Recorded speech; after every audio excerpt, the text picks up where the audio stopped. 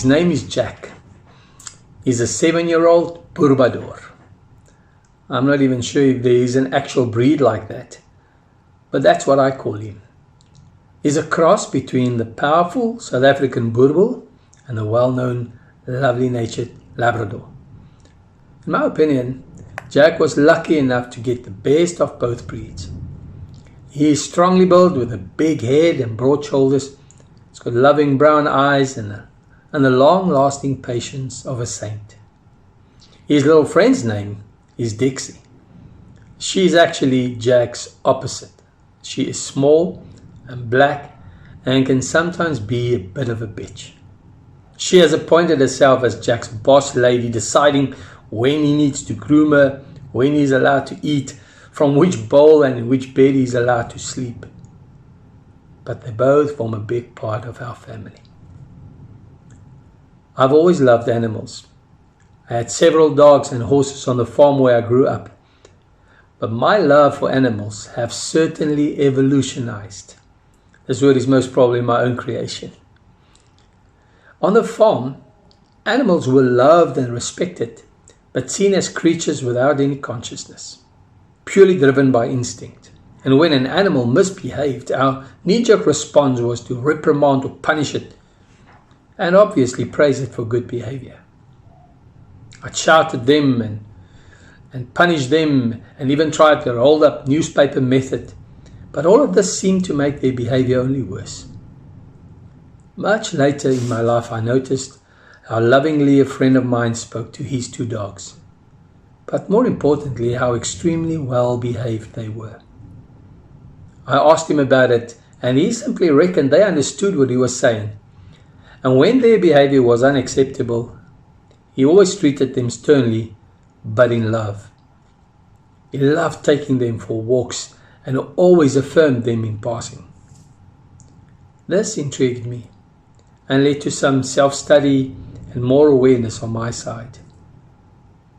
Today I also believe that they understand a whole lot better than what we give them credit for.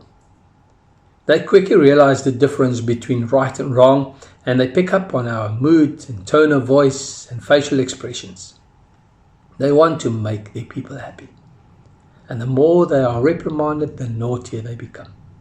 The more they are praised, acknowledged, and stimulated, the harder they work to please us.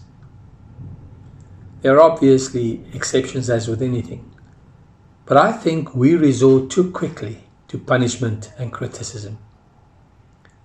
As leaders and parents, we can either work hard to catch our team members and our children do something great, or work hard at catching them making mistakes.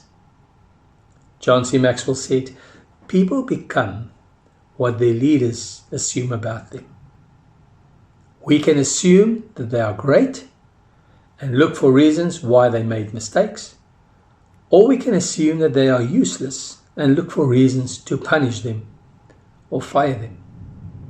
We can ask them to prove to us why they are not to be trusted, or prove to us why we need to trust them. These are no small issues. Actually, they are make or break differences between leaders and parents who have the hearts of the people and animals, and those who have to constantly battle fires and implement stricter controls. We can work hard at being consistent in our approach, especially when it comes to our responses to unacceptable behavior. That takes a lot of effort of a leader, but is worth the trouble. These days, I'm working hard at speaking to my children the way I am with my dogs, in a soft voice, patiently. I realize it's easier with the dogs because they are working harder at listening to me when I speak than my children. But I do sense a slow shift in behavior, and the more often I succeed, the more I see a change in their attitudes. Win the hearts of your people by caring more about them than the task they need to complete. Care so much about them that you refuse to allow them to waste their potential through mediocre work. And challenge them to realize the power you see in them. Until next time, God bless.